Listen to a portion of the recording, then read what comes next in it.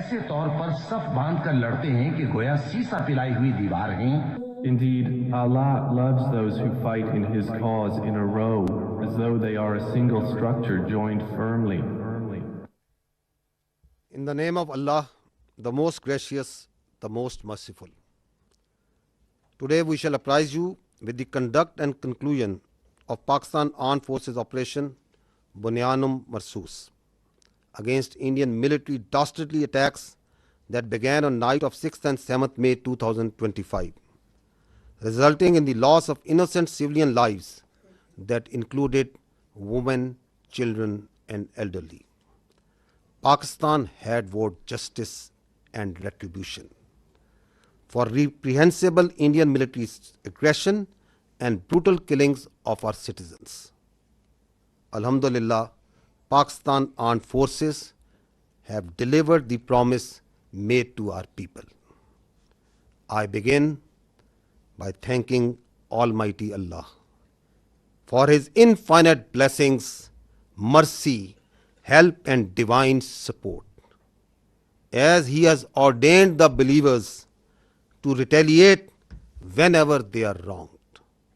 We bow our heads to Him in utmost humility to have enabled us to translate our resolve into decisive actions in the battlefield.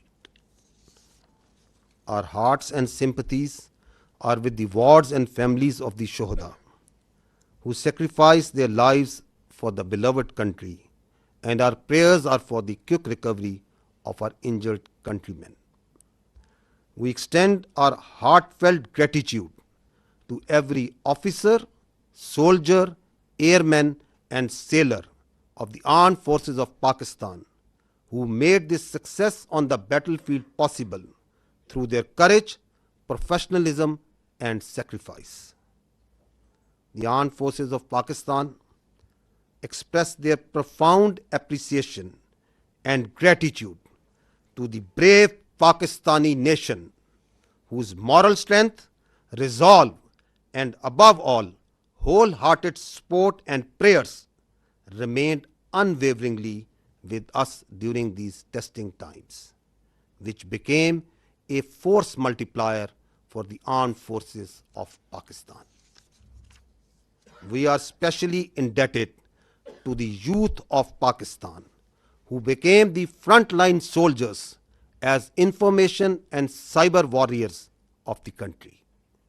Profound thanks are also due to you, the vibrant media of Pakistan, who also stood like Bunyanum Marsoos, a steel wall against the Indian media information blitz and fuming as well as warmongering done by the Indian media.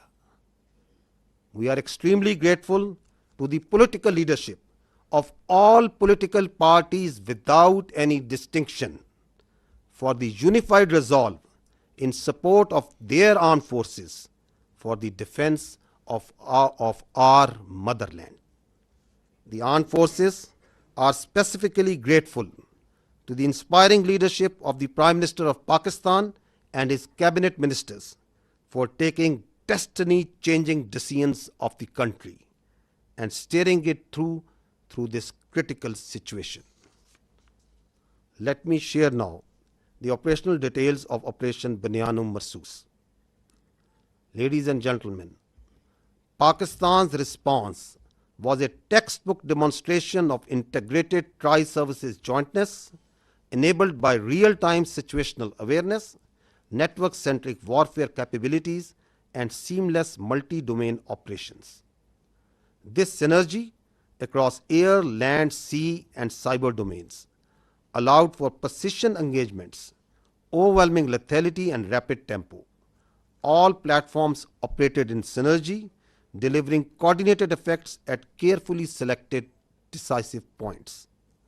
Using precision-guided long-range Fateh series missiles F-1 and F-2 of Pakistan Army, precision munitions of Pakistan Air Force, highly capable long-range loitering killer munitions, and precision long-range artillery.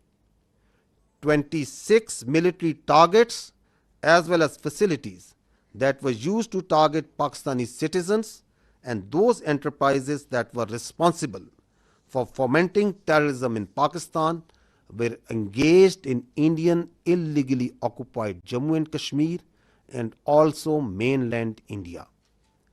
The targets included Air Force and aviation bases at Suratgarh, Sirsa, Bhuj, Nalia, Adampur, Bhatinda, Barnala, Halwara, Avantipura, Srinagar, Jammu, Udhampur, Mamoon, Ambala and Pathankot, which all sustained major damages. BrahMos storage facilities at Beas and Nagrota were also destroyed, which had fired missiles on Pakistan, killing innocent civilians, our flower-like children, our ladies and our elderly. S-400 battery system at Adampur and Bhuj was also attacked by our proud Pakistan Air Force. Military logistic and support sites which helped sustain this unlawful operation against innocent Pakistani civilians, like Field Supply Depot at Uri and Radar Station at Poonch, were also targeted. Military command headquarters, which helped plan the operational killing of our innocent citizens, especially the children, including 10th Brigade and 80 Brigade at KG Top and Nushaira, were also destroyed. Facilities which harbored, train and capacitate proxy elements that perpetrate terrorist attacks inside Pakistan, which kill innocent civilians, were specifically identified and destroyed. These include Intelligence Fusion Support Units and its forward field elements at Rajouri and Nowshera. Across the line of control, military elements including headquarters, logistic bases, artillery position and posts that had caused civilian casualties in Azad Jammu and Kashmir through unprovoked artillery and small arms fire were relentlessly targeted and heavily damaged until they raised white flags and asked for restraint. India used drones to violate Pakistani airspace to intimidate our civilians and spread fear. All through Operation Banyanum Marsoos, dozens of Pakistani armed drones hovered over Indian major cities and sensitive political and government facilities, including their capital, New Delhi. And from Indian illegally occupied Jammu and Kashmir all the way up to Gujarat to manifest clearly our lethal long-range unmanned capability to indicate the futility of the use of this domain in warfare.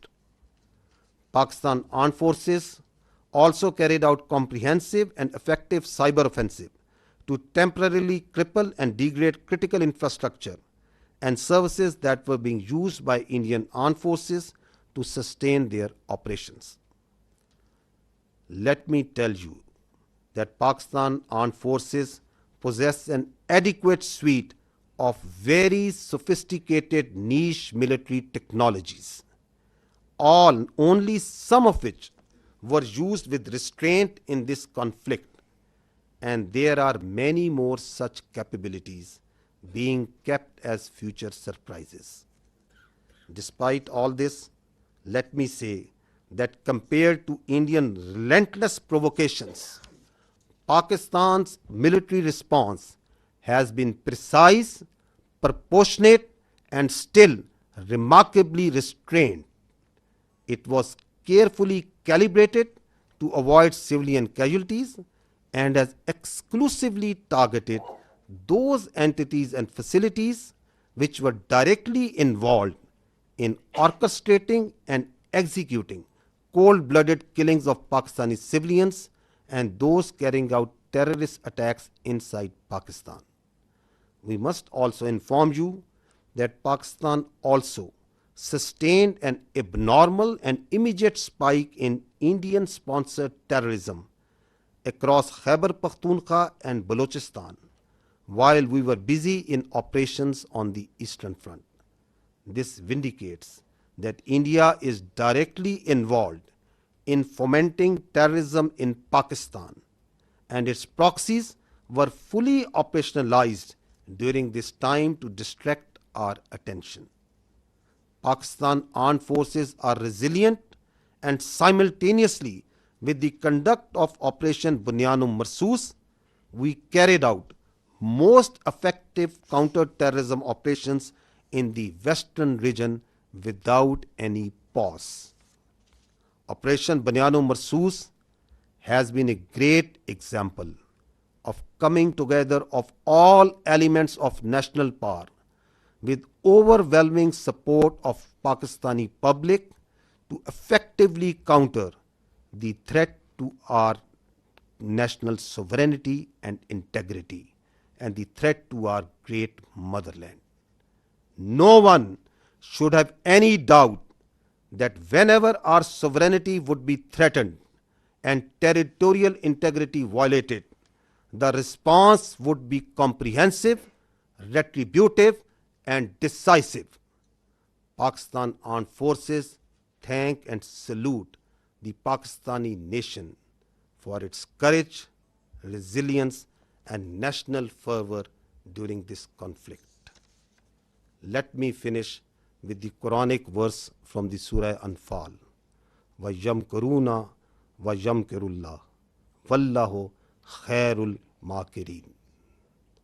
They plan and Allah plans, and Allah is the best of planners. Pakistan Zindabad, Afwaj Pakistan Payindabad.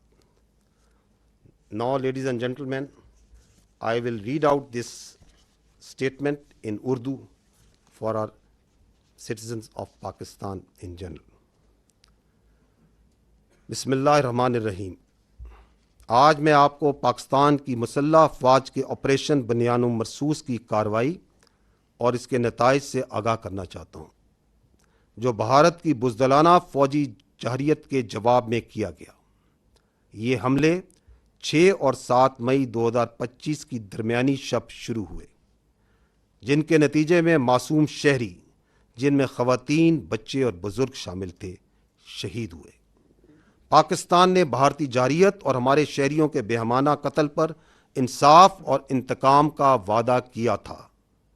الحمدللہ پاکستان کی مسلح افواج نے یہ وعدہ پورا کیا.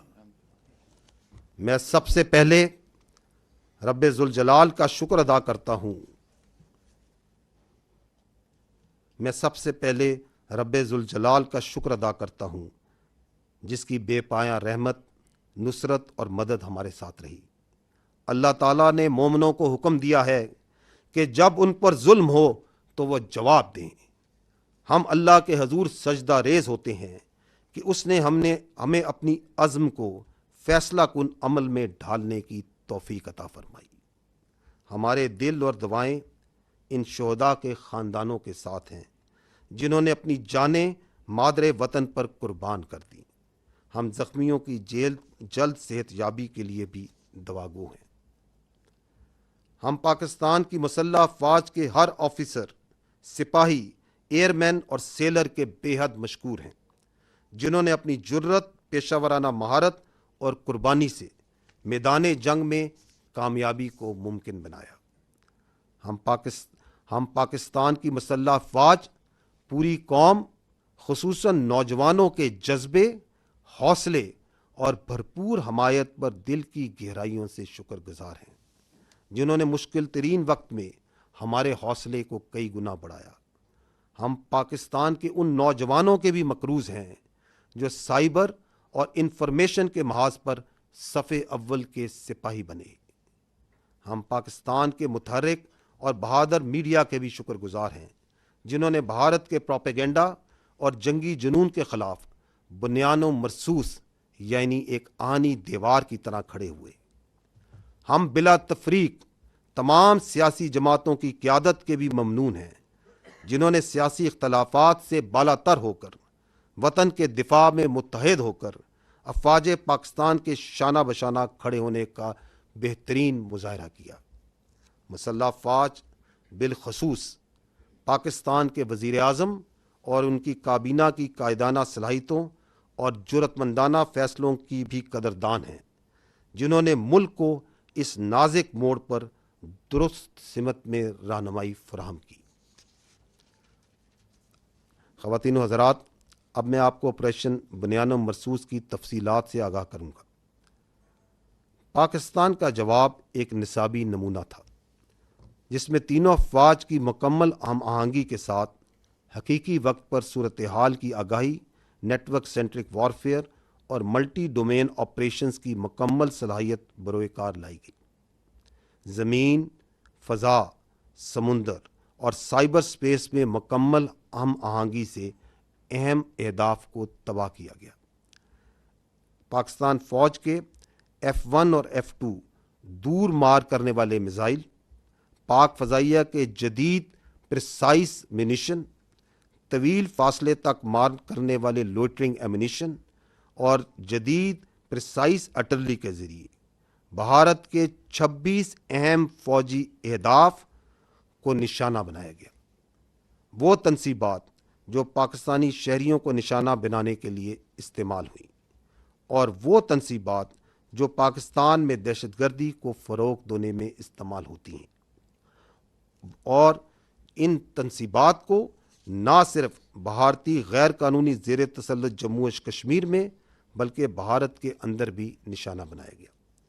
نشانہ بنانے والے فضائی اور ہوائی اڈوں میں ایئر فورس اور ایویشن بیسز سورت گڑھ، سرسا، بھج، نالیا، آدم پور، بھٹنڈا، برنالہ، ہلواڑہ، اونتی پورہ، سری نگر، جموں، ادھم پور، مامون، امبالہ اور پٹھان کوٹ شامل تھے۔ بیاس اور نگروٹا میں موجود براموس میزائل کے ذخائر جو پاکستانی شہریوں پر حملوں میں استعمال ہوئے، ان کو تباہ کیا گیا۔ S-400 ایئر ڈیفنس سسٹم کو پاک فضائیہ نے بوجھ اور آدم پور میں نشانہ بنایا۔ اڑی میں فیلڈ سپلائی ڈیپو اور پونچھ میں ریڈار سٹیشن جیسے لاجسٹک اور سپورٹ مراکز کو بھی نشانہ بنایا گیا۔ کے جی ٹاپ اور نوشہرہ میں موجود 10 بریگیڈ اور 80 بریگیڈ کی کمانڈ تنصیبات کو بھی تباہ کیا گیا۔ یہ وہ تنصیبات ہیں جہاں سے بلا اشتعال فائرنگ کر کے معصوم بچوں اور عورتوں کو نشانہ بنایا گیا۔ راجوڑی اور نوشہرہ میں موجود ملٹری انٹیلیجنس کی یونٹیں اور ان کے فیلڈ عناصر جو پاکستان میں دہشت گردی میں ملوث پراکسیز کو سپورٹ دیتے تھے، ان کو بھی ختم کیا گیا۔ لائن آف کنٹرول کے پار وہ تمام آرٹلری، لاجسٹک اور پوسٹیں جو آزاد جموں اینڈ کشمیر میں سولینز پر فائرنگ کرتی تھیں، ان پر شدید اور مسلسل جوابی کارروائی کی گئی، یہاں تک کہ انہوں نے سفید جھنڈے اٹھا لیے۔ بھارت نے ڈرونز کے ذریعے پاکستانی فضا کی خلاف ورزی کی تاکہ عوام میں خوف پھیلایا جا سکے اور ان کو ہراساں کیا جا سکے۔ اس کے رد عمل میں آپریشن بنیان و مرصوص کے دوران پاکستان کی مسلح ڈرونز بھارت کے بڑے شہروں انکلوڈنگ دارالحکومت نیو دہلی اور illegally occupied Jammu and Kashmir سے لے کر گجرات تک مسلسل پرواز کرتے رہے، تاکہ پاکستان کی صلاحیت کا نہ صرف اظہار کیا جا سکے اور بلکہ یہ بتایا جا سکے کہ اس ڈرونز کے ڈومین کا موجودہ وارفیئر میں کوئی فائدہ نہیں۔ پاکستانی افواج نے بھرپور سائبر حملے بھی کیے، جن کے نتیجے میں ان بھارتی اہم مواصلاتی اور انفراسٹرکچر نظام کو مفلوج کیا گیا جو کہ بھارتی افواج کے استعمال کر رہی تھی۔ یہ یاد رہے کہ پاکستانی افواج کے پاس ایسی کئی جدید جنگی صلاحیتیں موجود ہیں جن کا کچھ کا استعمال اس تنازع میں محدود سطح پر کیا گیا، اور کئی صلاحیتیں آئندہ کے لیے محفوظ رکھی گئی ہیں۔ ان سب اقدامات کے باوجود میں واضح کرنا چاہتا ہوں کہ بھارت کی مسلسل اشتعال انگیزی کے مقابلے میں پاکستان کا رد عمل نہایت درست، متوازن اور محدود نوعیت کا رہا۔ ہر ہدف جو ہمارے معصوم شہریوں کے قتل یا پاکستان میں دہشت گردی میں براہ راست ملوث تھا، ان کو احتیاط سے نہ صرف منتخب کیا گیا بلکہ انشور کیا گیا کہ عام شہری متاثر نہ ہوں۔ ہم یہ بھی واضح کرنا چاہتے ہیں کہ جب مشرقی سرحد پر افواج پاکستان دفاع میں مصروف تھیں تو خیبر پختونخوا اور بلوچستان میں بھارتی سرپرستی میں دہشت گردی میں غیر معمولی اضافہ ہوا، جو اس بات کا دوبارہ ایک ناقابل تردید ثبوت ہے کہ بھارت پاکستان میں دہشت گردی کو اپنی پراکسیز کے ذریعے فروغ دے رہا ہے۔ تاہم افواج پاکستان نے مغربی محاذ پر بھی انسداد دہشت گردی آپریشنز کو بغیر کسی وقفے کے کامیابی سے جاری رکھا۔ خواتین و حضرات، آپریشن بنیان و مرصوص ایک ایسی شاندار مثال ہے جہاں قوم کی تمام طاقتیں متحد ہوئیں اور متحد ہو کر مادر وطن کے تحفظ کے لیے کھڑی ہو گئیں۔ کسی کو بھی کوئی شک نہیں ہونا چاہیے کہ جب کبھی ہماری خود مختاری یا سرحدوں کی خلاف ورزی کی گئی، ہمارا رد عمل جامع، جوابی اور فیصلہ کن ہوگا۔ افواج پاکستان پاکستانی قوم کو اس کے حوصلے، عزم اور حب الوطنی پر سلام پیش کرتی ہیں۔ اور آخر میں سورہ انفال کی ان آیات پر ختم کرنا چاہوں گا، وَيَمْكُرُونَ وَيَمْكُرُ اللَّهُ وَاللَّهُ خَيْرُ الْمَاكِرِينَ۔ وہ تو اپنی تدبیریں کر رہے تھے اور اللہ اپنی تدبیر کر رہا تھا، اور وہ سب سے مستحکم تدبیر کرنے والا ہے۔ پاکستان زندہ باد، افواج پاکستان پائندہ باد۔ اب میں آپ کو اس آپریشن کی مزید جزیات سے آگاہ کرنے کے لیے آپ کی توجہ اسکرین کی جانب مقبول کرانا چاہوں گا۔ کم من فیۃ قلیلۃ غلبت فیۃ کثیرۃ باذن اللہ۔ And the translation reads, how many times it happened that a smaller force vanquished a bigger force by the will of Allah.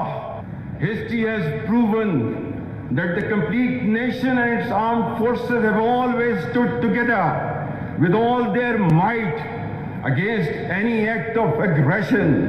Alhamdulillah, we have the will, capacity and capability to protect our sovereignty and territorial integrity, and we are all well aware of the ways and means to do it. Our forefathers, they have sacrificed immensely, and we have sacrificed a lot for the creation of this country, and we know how to defend it. If this great Pakistani nation and the Pakistani armed forces, if 1.3 million Indian army with all their wherewithal, if they cannot intimidate us and they cannot coerce us, these terrorists can subdue the armed forces of Pakistan. ہم صرف یہ کہنا چاہتے ہیں کہ نہ ہم تمہاری طاقت، نہ تمہاری مکاری اور تمہاری جارحیت سے مروب ہونے والی قوم ہے۔ Now you just wait for our response.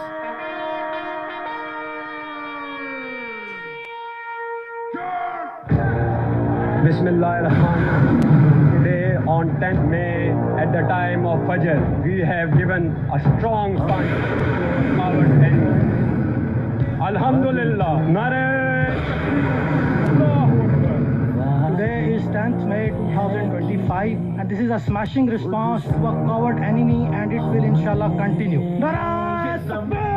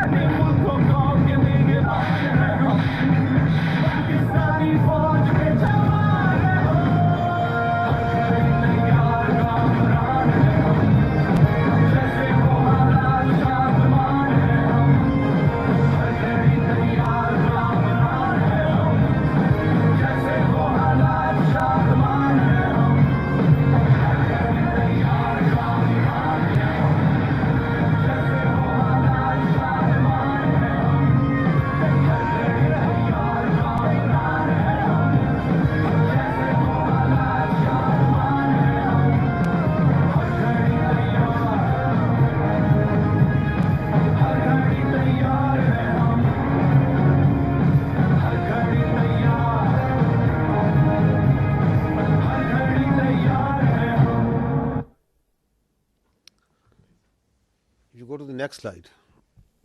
If you remember, the armed forces of Pakistan promised you 3 things. We told you that we will give a befitting response to Indian aggression. We told you and we told the nation that, however, this response will be at the time, place, and method of our own choosing. And we also told the nation that when we will hit the Indians, the entire world will come to know. And we also told that you will not require the Indian media to report to you the phantom strikes that they said that Pakistan is taking place. Didn't we tell you all these 3 things? We told you. And we also told you that as these armed forces say, we ardently love to embrace Shahadat far more than you fear death. So, gentlemen, this is how it culminated. Now I will show you another clip which will tell you the story. Pakistan says the country has launched a retaliatory military operation against India.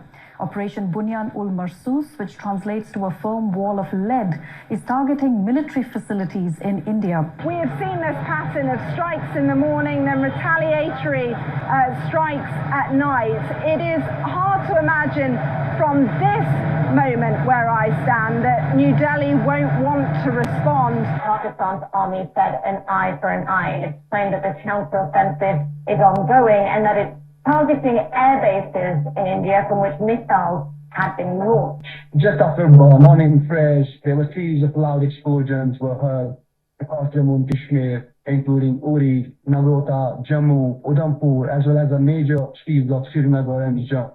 Pakistan decided to launch a massive retaliation that included fixed-wing aircraft as well as drones and also cyber attacks. They hit 8 air bases inside of India and Indian-controlled Kashmir. Important distinction, these are India proper as well as in Indian-controlled Kashmir. And those air bases, one of them they say that they've hit a sophisticated air defense system, and another one that they say that they've taken out a missile storage tank. Pakistan's military says the strikes are in retaliation for what it calls Indian aggression. Islamabad claims it has hit multiple military targets near the line of control. Pakistan responded with a relentless, a massive barrage of missiles and rockets, they say, Pakistan says, into Indian military facilities, bases inside India, air bases, weapons storage, and along that disputed line of control in Kashmir against military bases there. They say that this, from the Pakistan perspective, their communications, how they were communicating with Secretary Rubio, that really put India on the back foot. It didn't know what had happened. India, according to Pakistan, reached out to Secretary Rubio, reached out to the Saudis, reached out to the Turks, reached out to others to find a diplomatic off-ramp, got engaged after that onslaught in diplomacy, but telling the mediators that they were going to go on a pause on the Indian side. घबराहट एक तो लोगों की नजर आ रही है क्योंकि तमाम एयरबेस ध्वस्त होते हुए नजर आ रहे हैं, आग के गोले में बदले हुए नजर आ रहे हैं। सबसे ज्यादा जो चर्चा है वो ये कि जब आप अपने एयरबेस को नहीं बचा सकते तो जनता को क्या बचाएंगे। बड़ी खबर निकल के सामने आ रही है, पठानकोट एयरबेस ते हमला होया है। जी दादी के पठानकोट एयरबेस ते हमला होया, दूसरे पासे जम्मू एयरबेस ते हमला होया। ये पाकिस्तान की साइड से है, देखिएगा। अब हमें आवाज़ से ही पता लग जाता है, जो सीटी बजाता हुआ तेजी से आता है और हमारे करीब जोरदार आवाज़ के साथ फटता है, वो पाकिस्तान की तरफ से फेंका गया, पुंछ पर फेंका गया। देखिए उन्होंने जो किया है, पठानकोट, पठान हमारा आगे जिसको हम कहें एडवांस एयरबेस है, बहुत है।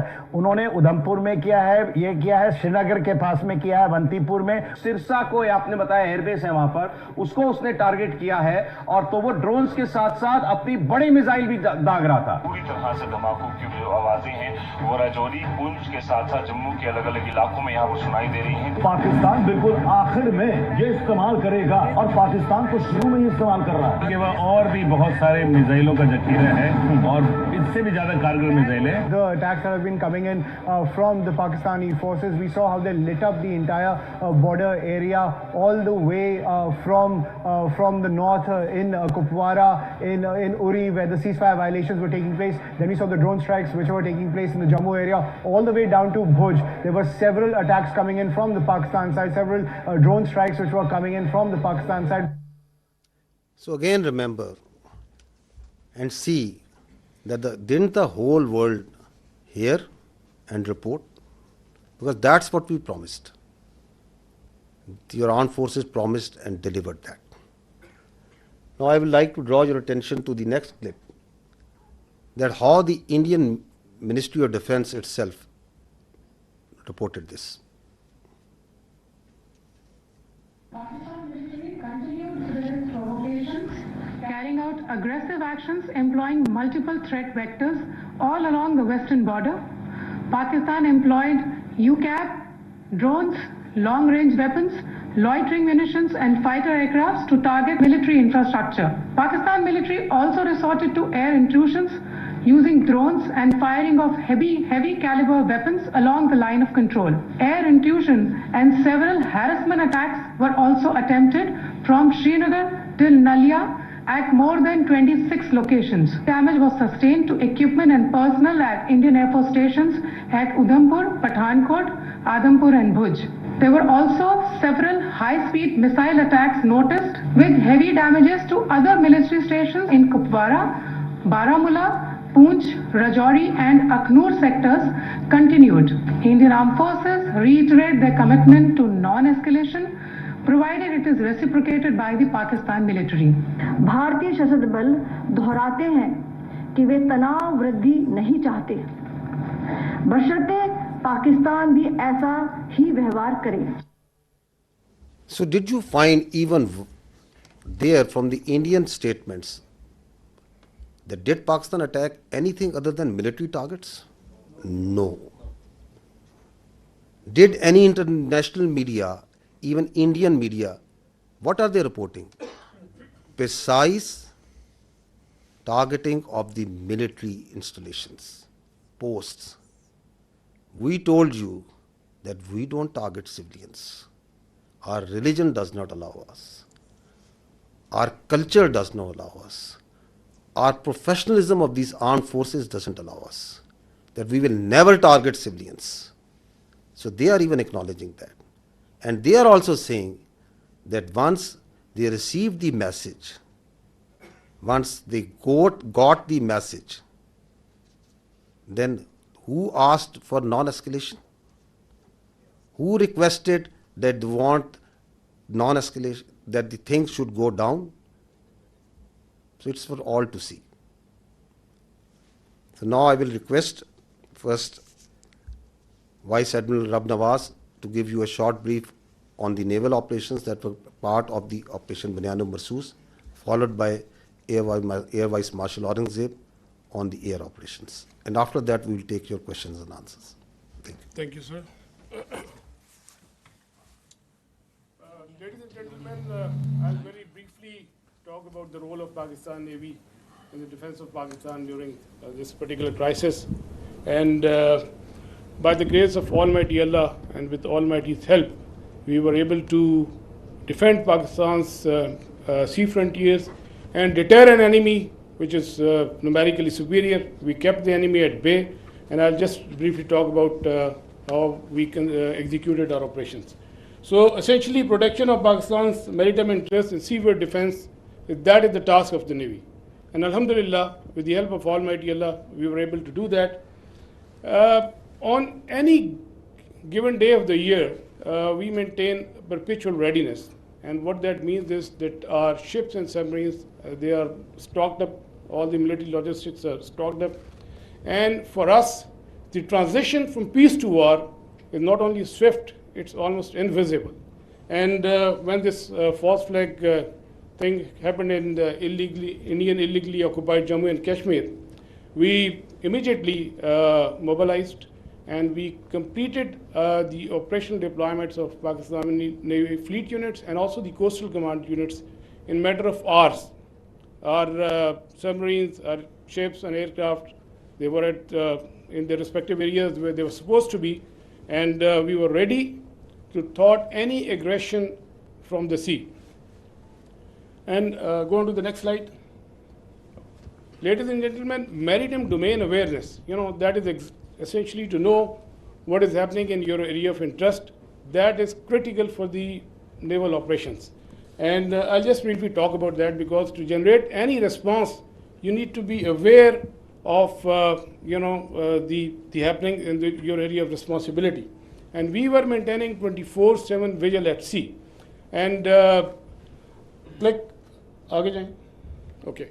A couple of days back, there was a hype. You heard about INS Vikrant approaching Karachi. And I'll just briefly tell you that we were keeping a very close eye on the activities at sea.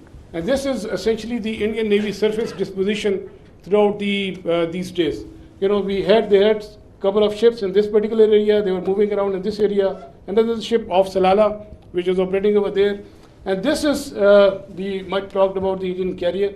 We were monitoring it right from the day one. On 30th of April, it was here. Then it moved up here. Subsequently, it moved up here. And on the night of 6th and 7th May, it was back, close to Ratnagiri, very close to Mumbai. And then on 9th May, it was here, essentially 400 nautical miles away from Pakistani coast. And again, then it retreated back close to Mumbai. So we were keeping a very close track on this particular carrier movement. And there was no cause of concern at any time. If the carrier comes closer to 400 nautical miles and even closer, that essentially simplifies our problem. So we were, the Pakistan Navy Maritime Air Arm, in coordination with the strike component of Pakistan Air Force, they were cockpit ready to generate any kind of response at that time, at all times. And I was in constant communication with the Deputy Chief of Air Staff, Air Vice Marshal Aurangzeb, at all times, and we were just ready. If there is any aggression from the sea, we were there to respond effectively. And let me say another thing.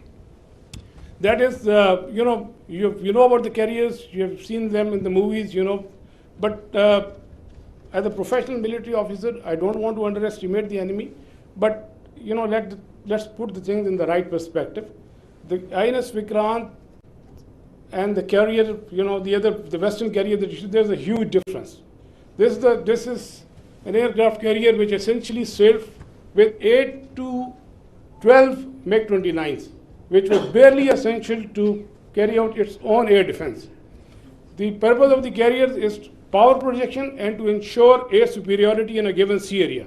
So with this, less said the better. This is simply not possible, and the Indian Navy exactly knew this, and that is precisely why on the 9th of 6th and 7th, when they carried out this cowardly attack on the civilians, they moved this carrier to the safety of their own coast, well away from Pakistan's strike capability, close to this Ratnagiri area. And again, on the night of 9th and 10th, it was moved very close to the Mumbai. It was essentially 17 to 20 nautical miles off Mumbai. But we were keeping a track. We were fully aware of their movements in this area, and we were always ready to generate a response in coordination with the Air Force, especially in case of the aircraft carrier. Subsurface elements, the offensive element, they were offensively deployed. They were in their respective areas and ready to generate a response. And also, you might have seen this footage. We were not only in the surface domain, but we were essentially effectively monitoring their air surveillance things. And because of the operation security reason, I'll not talk much about how we did that, but we were keeping an eye on this particular activity as well. And likewise, in the subsurface domain, our anti-submarine warfare vigilance was all-time high. We were monitoring the movement of their submarines when they left their shores, and we exactly, had an idea where they would be, and we had our ASW surveillance and suppression effectively going on at all times. Likewise, another component of Pakistan Navy's responsibility is the defense of the Creek area. We had our coastal command units deployed over there in close coordination with headquarters 5 core elements, Pakistan Army elements, and they were poised to defend this particular area in case of any aggression from the south. Another important component is the protection of ports and harbors. You have just heard the DG Ispr talked about the sub-conventional threat that we witnessed. There was a surge in other part of the country, and we were, there were real-time apprehension that there may be a surge. So we ensured the protection of all ports and harbors of Pakistan, and coastal command elements, they effectively played a very, very important role in this. And just to mention that on the night of 6 and 7, when they carried out the attack on Pakistan, we were fully ready to respond to any aggression from the sea. We were just ready, and but the enemy chose not to come over. It was essentially not a matter of choice. I would say it was a matter of compulsion, because enemy fully understood the cost it would have incurred had it ventured from the sea. And likewise, वापस जाइएगा, go back please, go back. And a few words about the missile threat that you have talked about. You must have heard the enemy missile attack. We were keeping a very close eye on enemy deployment in this area, from where they can potentially launch a missile threat towards Karachi. We were fully aware, and we had our response ready to in that eventuality. And go on to the next slide, please. Ladies and gentlemen, all operations, whatever we do in the military domain, they are to create certain effects. We look for the effects, and the effect that we created, we were able to resolutely, with our posture, we were able to deter the Indian Navy despite its numerical superiority. A number of times have more assets and more forces, and with an annual budget of like $13 billion. So Pakistan Navy, with its potential, with its posture, with its capability, was effectively able to deter the Indian Navy from doing any venture from the sea, alhamdulillah. And that is very, very important. That is essentially the job of the Navy, to ensure that the free flow of trade continues. That's the backbone of the economy. Our 95% of trade is through the sea. Alhamdulillah, we were able to ensure that the shipping continues, the free flow of trade was ensured, and we were able, all our ports and harbors, they remained open. And you can Google yourself. So what was the case on the other side? You can Google about Kandla and Mundra, and there was some disruption, but that you can check for yourself. But alhamdulillah, we were able to effectively ensure this. Next. We had a wonderful inter-services synergy, very effective communication, and like I said, I was in constant touch with the DGMO and the Deputy Chief of Air Staff Operations. At all times, we fully coordinated our operations, and alhamdulillah, and I think that's really successful for execution of maritime operations. Aage chale. Alhamdulillah, we came up to the national expectations. We ensured defense of Pakistan's maritime frontiers, and we were able to deter the enemy from any adventurism from the sea.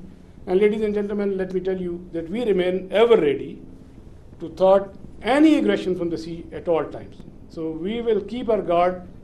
We always keep our guard, and inshallah we will keep our guard in days to come. And last but not the least, I'll end my presentation that the next time when you think of Pakistan Navy and the silent guy, please remember that with the help of Almighty Allah, our actions will always speak louder than words. Thank you very much, and I request AVM Aurangzeb. So the Indians didn't choose to come on the sea. Now you understand why. أعوذ بالله من الشيطان الرجيم بسم الله الرحمن الرحيم وتعز من تشاء وتذل من تشاء بيدك الخير وهو على كل شيء قدير. On behalf of Pakistan Air Force, Chief of the Air Staff, Pakistan Air Force, I stand here with you all with deep-rooted humility and gratitude. I am so thankful for Allah helped us in achieving whatever we desired, even whatever we deserved, more than what we deserved. For being able to be up to the task for PF, as they say, second to none. Ladies and gentlemen, as the DG Ispr mentioned, I am Deputy Chief of Air Staff Operations. I'll pick up from where I left day before yesterday. PF versus IF, 6-0. The PF's response has strengthened Pakistan's national security, alhamdulillah. And it has even strengthened our commitment, the enduring commitment the PF has for stability and peace. But I have no doubt, and I can say with assurances, that the real genius and the mastermind, the cerebrum behind the design and the aim and the structure, the game plan of PF was the Chief of the Air Staff, Air Chief Marshal Zahir Ahmed Babad Sidhu. He asked us to do 3 things in our response: re-establish deterrence, neutralize key threats, retain control of air. And I will show you in my presentation how we try to do that. Slide. During the befitting response that we generated in our first episode, we attrited the IF's pride, the Rafales, resulting in this entire fleet almost coming to a standstill, a ground position. You could see that they were not flying after that, at least not close to their western border.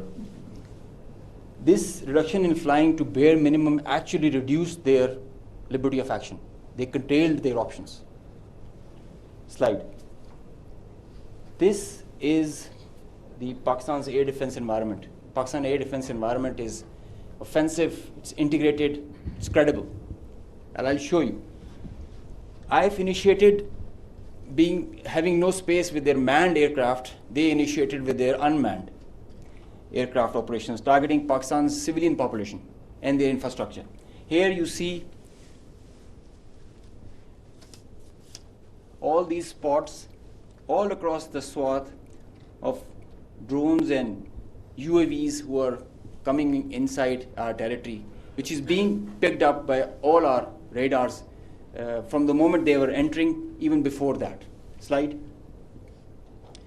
Now, PF's air defense environment is suitably configured to detect enemies' low RCS radio radar cross-section, high and slow speed platforms. That you can see that they are all visible by the time they are entering. Slide. So the anti-drone systems of Pakistan Air Force and Pakistan Army also, and Navy, they rendered the enemy US drones attacks ineffective by spoofing, jamming, and making their systems, rendering them unserviceable. Slide. All drones with low cross-section also were detected, rendered useless through utilization of the indigenous GPS jamming systems that we have, the data and the SATCOM link denial that we created through our indigenous systems that we have made ourselves. So whenever those systems were attacked with the soft kill, they had their error induced into the GPSs and they were going haywire. And whenever they were coming closer to any civil population or civil area of high value, a direct or a hot kill was achieved on them. Slide. So here you can see they were neutralized mid-air with the hard kill whenever they were coming close to any population or any area. Being in a sparsely populated area, they were left all around and they were applied with the soft kill. Slide. Now, after that, when the US chapter was over and they were fearing PF's retribution, in utter desperation, the IF resorted to a highly escalatory, very irresponsible surface-to-surface and long-range vector application. You can see this is Suratgarh, and This is our base Rafiki. This is our eastern border, and you can see the BrahMos, high-speed BrahMos traveling almost at 3,000 kilometers per hour, who are going over there and coming, numerous, one after another.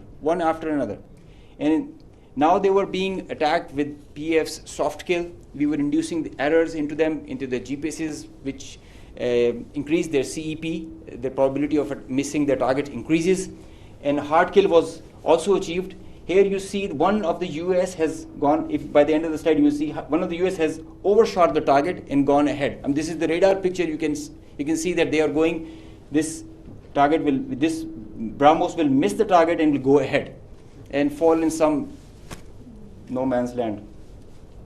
And they are being, one after another, they are coming back, crossing the borders. They are being picked, they are being picked as soon as they are being launched. So real-time launch, mid-flight and terminal phase of all SSM, PF has the capability. Our air defense system, as I just mentioned, is very offensive, integrated and credible. So here you see that they are being launched from Bhuj area. This is the southern part of the country. And this is our airfield Bhulari. You must have mentioned, you have seen there were a lot of mention from our counterparts. Here you see this BrahMos is coming. It's almost reaching the target, and you'll see when we will apply the soft kill, look what happened to it. It moved left and then disappeared towards the ground. I mean, this is the radar evidence that we have, that there so many of their vectors missed the targets. A lot of them did make, because they were throwing like hundreds of them. Next slide. There is one more very interesting thing that I would like you to all see. This is where it is launched from our eastern side towards Jaisalmer. This is our airfield Shahbaz, Jacobabad. Now this BrahMos is crossing on top of Shahbaz, and it is going towards our western border, almost to our neighboring country, towards that. You can see this is going there, it's going ballistic. Now they are not even threatening their neighbor, they are threatening the regional stability of the whole continent and the larger area. So effective sensor to shooter grid that was made by PAF, and the potent hardened soft kill capability that led to the missed target opportunities for lots of their surface to surface and long range vectors. Slide. Now this is another thing that I want you to all to see. This is a launch of a high speed projectile that has been launched from their area surrounding Adampur. Now these are the vectors where our radars are picking them, and it is disappearing short of Amritsar area within their own territory. I mean, this is the most absurd kind of a targeting psychology or practice that you would see, that you are not only targeting neighboring countries to your enemy, if they consider it, and your own people as well, jeopardizing their safety. I mean, this is the high-speed project impacting within own territory, and we have other pictures for that also. This is the repeat occurrence that happened the other night also. Slide. Now the PF's response, I would like you all to pay attention to that, because this is kind of a dizzy slide, but I will go one by one so that it's all clear. PF's response, PF's effective spectrum warfare, which supplemented the kinetic ops that we envisaged to take. The integrated, seamless, synchronous utilization of EW, cyber, and space domains, coupled with the synergetic all-domain offensive response, which orchestrated following a very intricate targeting mech, the mechanism that we undertook to engage the targets, of swift, calibrated, effect-based approach to operations, which was undertaken across complete swath of the Indian Western Front. Now you have seen in the video montage that the whole border was exposed by PF and our armed forces. So starting from the north across LOC till Kandla, with targets including airfields, ammo dumps as far and as deep as Delhi. I mean, you can say something about Islamabad, which is a stone's throw distance, and Delhi, with, as the DG Ispr mentioned, some other cards up our sleeves with more ranges. the Barnala C2 Center, which is the heart of their IACCS, and other airfields, Nalia Bhuj and Kandla, as they mentioned. You can see, Google it also so that you can see the effects. PF's hypersonic missiles, unmanned force, stand-up weapons, and long-range vectors all were on the menu for the multi-domain operations that we undertook. So PF's utilization of niche and disruptive capabilities struck deep inside the enemy. And there were like hundreds of drones that were there. Hypersonic, engaged targets, deep, precise, lethal, destructive. Slide. Just go back. I will explain the slide that is coming ahead. So our aim was to achieve ascendancy in effects so that we manage the escalation. Throughout the conflict of whatever length it was, we had the escalation management at our side. So within a short span of time of couple of hours, we had really saturated our friendly neighborhood. Next slide. This much talked about S-400 threat. As I mentioned that we were giving special attention to the Rafales in the air, so we gave our remaining part of our attention to the S-400 on ground. Now identifying S-400, attacking them is a easier part than identifying it on ground because it is mobile, it's a high value thing, and you guard it. It's kind of a center of gravity. So we were tracking through our satellite imagery well before the hostilities, as we usually do. So we had pinpointed S-400. As you can see, we knew that this is parked. It's cheeseboard radar and the other part of the radar, the other constituents of the whole S4 battery. Slide. These coordinates, go back.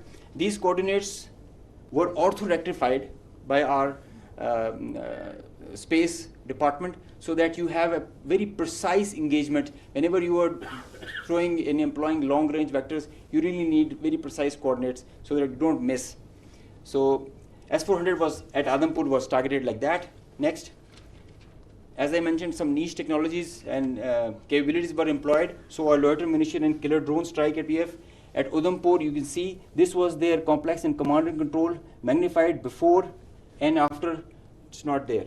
Now these kind of pictures, loads of pictures are there for targets. So I need not to show them. They were saying it themselves, as you saw on the montage. So PF's response remained very effective, very potent, and very effect-based. Slide. Time and place of one choosing, displaying bold, aggressive, and unwavering resolve of military leadership. Now I must take a moment to mention what kind of a pressure you have when this kind of a conflict arises, and I must appreciate the leadership, both the Chief of the Army Staff and Chief of the Air Staff, both. They were both very resolute and very clear in giving instructions to all of us who are the players towards the Navy, Army, and the Air Force. And that is perhaps the reason we were so sure about it, what we have to do. In speed and direction, sometimes you have to prioritize direction more than the speed. So we had the correct directions to follow. Slide. With unprecedented reach, precision, lethality, while avoiding collateral, as we have seen in the video montage, PF hit maximum number of IF airfields in a single operational package since 1971, because they crossed the international border since that, so we had to do that. Slide. While re-establishing deterrence, Pakistan negated the setting of a new normal under the hegemonistic design of a supremacist regime through swift and effective response. Slide. On a closing note, from Pakistan Air Force, PF remains committed to ensure Pakistan's airspace sovereignty and pursue peace with strength. Thank you. So, ladies and gentlemen, after these presentations, you can understand that Army, Air Force, and Navy, the tri-service synergy that was exhibited, and all the three services acted jointly like one body. And just a mention on the air bases that were targeted by the Indians. We have the post-damage assessment report from all. There has been certain infrastructure damage. Of course, there has been. Only one aircraft has minor damage, which will be repaired and soon operational again. So, because the air defense system of Pakistan worked efficiently and very effectively. A few examples of that have been given to you by the AVM organization. The drones that came in, 84 was shot and they never went back. And we also promise you that they can send anything. Whatever they will send, it will not go back. So that's a promise also that we kept. So now we can start with the question and answer. And before that, we again first bow our heads in humility to Almighty Allah for giving us this great success, and the people of Pakistan for the support that was with the armed forces. And the armed forces and the people of Pakistan were one body again. They worked together for thwarting this threat against this motherland. So we can have the first question.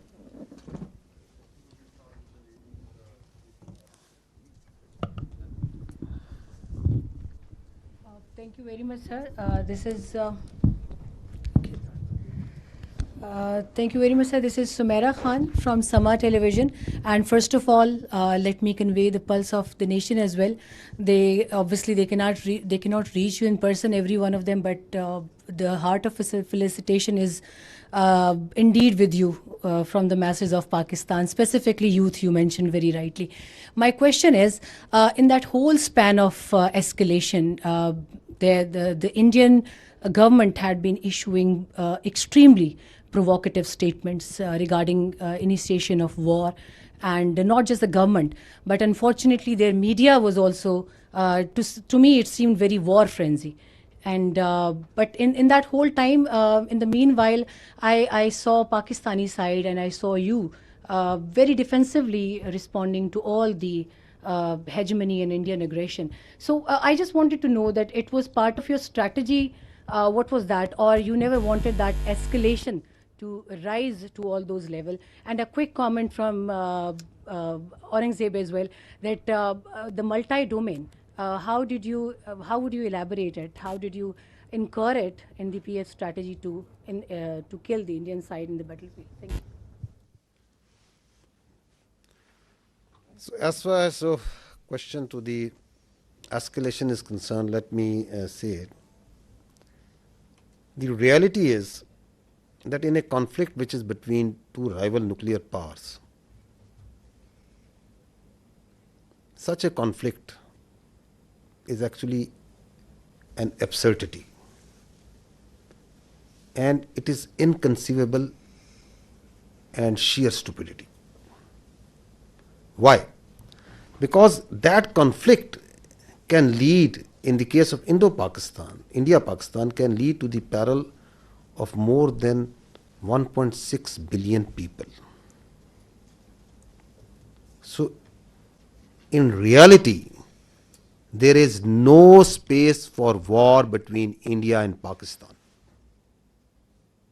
And if anyone wants to carve out this space for war, he is actually carving out space for mutual annihilation.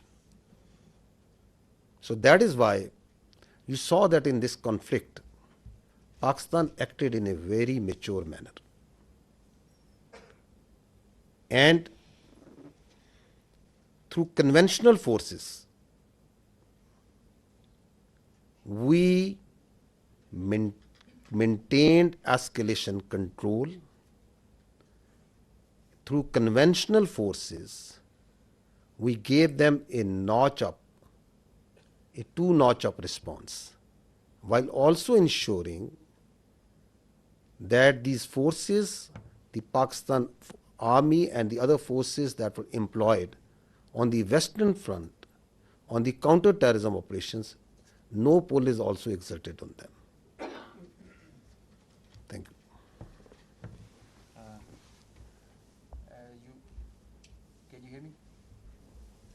You just asked regarding the multi-domain operations. It's a very, very good question because this is the buzzword nowadays. But it's not actually something in air. It's an actual real milestone for PEF. The warfare has changed drastically, and so has everything that is associated with it. It's not the erstwhile concept where you can just get the number of aircraft in air and see. It's called a new AMSO, the electromagnetic spectrum operations. It's a whole new environment that is there. And everything that is regarding Air Force and in the air, it's concerning the electromagnetic spectrum. Now, air supremacy has to be preceded by a spectrum supremacy. And if you control the spectrum, you control the conflict. So Pakistan Air Force, and especially this is a thing that is pursued so vigorously by Chief of the Air Staff, that we have to have that spectrum warfare capability. And you saw how we manifested it. It is a combination of EW, space, cyber, air, land, and sea, command, control, communication, infrastructure, information. All these things, they are in the wider spectrum of electromagnetic operations. And that is how you create an environment. You create a EW web that you manifest in the whole operations. It has to be choreographed at each step, and when to administer what. And it has to be preconceived. I mean, you can't do it randomly, and you cannot just do it on your whims. So you have to understand the whole idea and whole architecture. It might get pretty technical, but multi-domain operations is the need of the day, and all those air forces who kind of relegate it, they end up in the wrong side of the barrel. So Pakistan Air Force prioritizes it. We have our own Spectrum Warfare Operations Center, which is controlling the even in a small battle or an engagement to a larger campaign.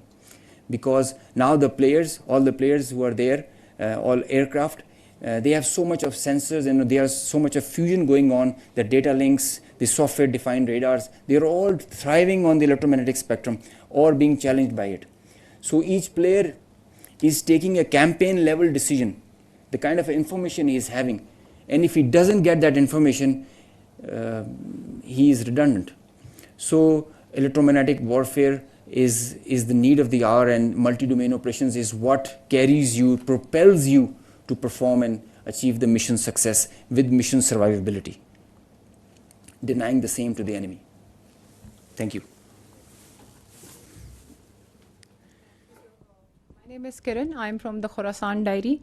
Sir, I have two questions on what basically I need confirmation. Is that one, when President Trump tweeted about the ceasefire, they said that Pakistan and India can talk in a third country. اور ابھی جو شام میں Indian authorities کی meeting press conference ہوئی ہے, they said that the D G M Os spoke in which Pakistani D G M O asked for ceasefire first, and tomorrow there is a call already planned at 1200. Meanwhile, the IAF said that their operation is still continued. So what is Pakistan's strategy tomorrow when the two DGMOs are going to talk? And the second thing is that as international media also reported that Pakistan has Indian pilot in the custody. So do we have Indian pilot in our custody? And if we have, are we going to return her or him? So I can confirm you very clearly, we don't have any pilot in custody. This is all social media chatter. This is all part of the multiple source of fake news and propaganda that keeps on, that has been generated from multiple sources. As far as your first question is concerned, let me say it very clearly and put it on record. Pakistan never requested. The fact of the matter is that on the night of 6th and 7th May, once those ghastly and cowardly attacks were made, the Indians requested after those attacks, and Pakistan gave a very clear response that we will communicate back only after we have given the response that this and retribution that this act deserves. So on 10th of May, after that response and retribution, that just retribution, targeting not the civilians, but those military establishments, those units, those places from where the attack on the civilians, the innocent civilians, the children was made, once they were neutralized and taken out. And on the request and intervention of the international interlocutors, we responded to the already made request of the Indians. And if you see publicly, what's on the public record? What I have shown you just now. What was the public position of the Ministry of Defence of the Indian Armed Forces? Who was asking for non-escalation once the just retribution of Pakistan Armed Forces have gone? So I think the record publicly, the facts speak for themselves.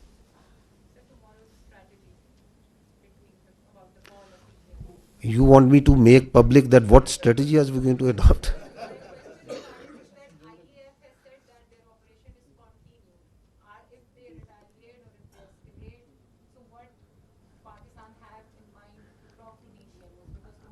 For any threat, anything that they can pose, posture, your armed forces are always vigilant and ready. We have proved it on ground multiple times. We can prove it. So, and we don't respond. And we are not here for a response that what they said. And so it's not that what they said that I have to say.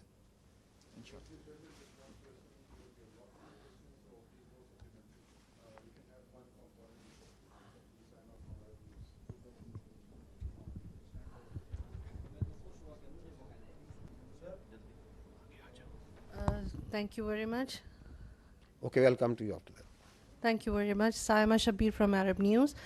Sir, my question is related to tomorrow's meeting by DGMOs. Pakistan has declared the suspension of Indus Water Treaty as an act of war. So if tomorrow on the agenda this Indus Water Treaty suspension is on the table and India does not call it off, I mean, it does not regulate it again, and it is suspended till the time. So what would be the strategy by Pakistan Army, because Pakistan has called it an act of war? So the position of the government of Pakistan on the Indus Water Treaty is absolutely clear, and no further comment is needed on that.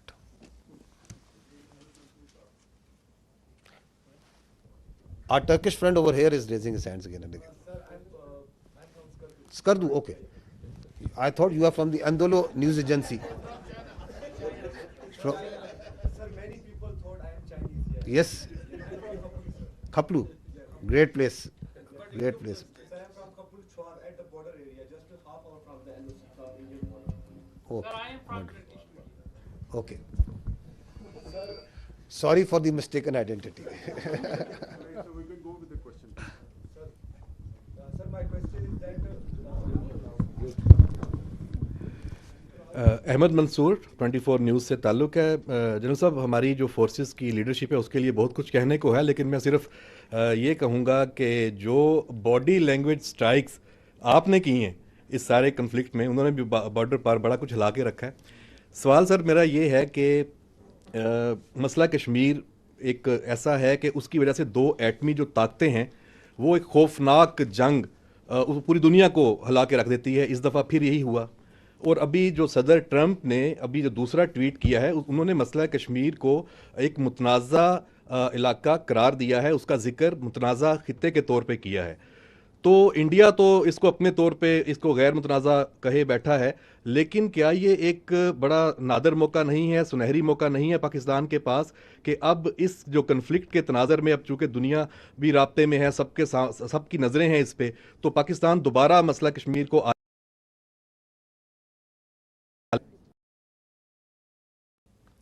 Kashmir remains central to the dispute between India and Pakistan. And peace between India and Pakistan will always elude till the time there is not the resolution of the Kashmir as per the United Nations resolutions and as per the will of the people of Kashmir. So that is important to understand. Till the time that is not done, there cannot be enduring peace between India and Pakistan.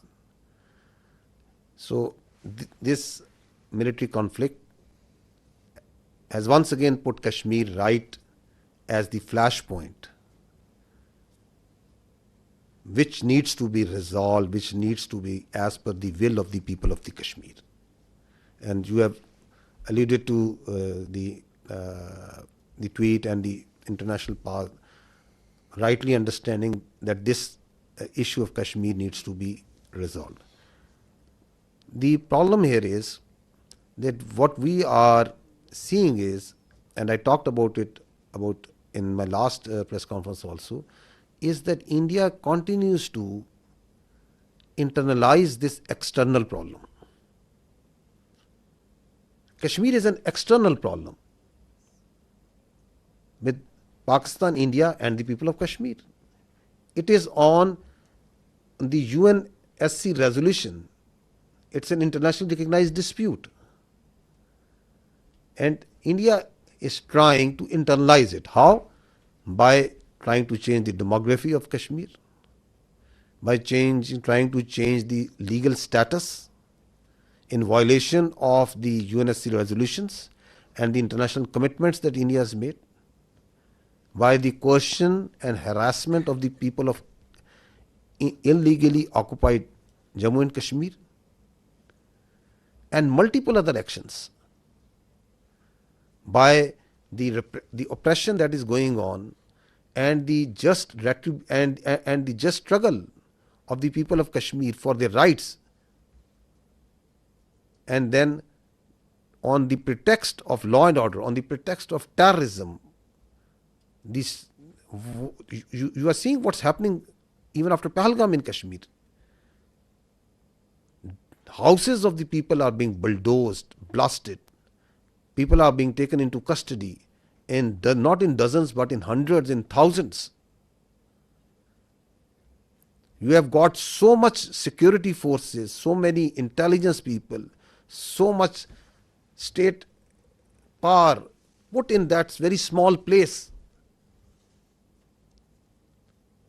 The rights of the people, the plight of the women, the plight of the children. So it's an international issue. Talk it out, find a solution which satisfies the will of the people. So that is what needs to be done as far as Kashmir is concerned.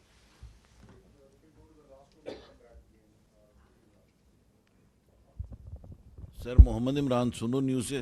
سر میرا question یہ ہے کہ کیا international guarantees دی گئی ہیں کہ جو cease fire ہے وہ کوئی لمبے عرصے کے لیے سسٹین کر سکے گا؟ You see, being the spokesperson of the armed forces of Pakistan, I can state with 200% certainty that the Pakistan armed forces are holding the line of control ceasefire. No violation is being made by Pakistan Army or the armed forces. Because we are a professional army and we strongly abide by the commitments that we make, and we follow in letter and spirit the orders of the political government. That's what the professional army does. Now, if you see in reality what's happening in Pakistan, Pakistan is celebrating peace. You go to the streets and towns of Pakistan, the Pakistanis are celebrating peace. Does it make any sense for Pakistan to start violating the commitment that we made? It doesn't make any sense. Because we are a peace-loving nation. Peace within and without.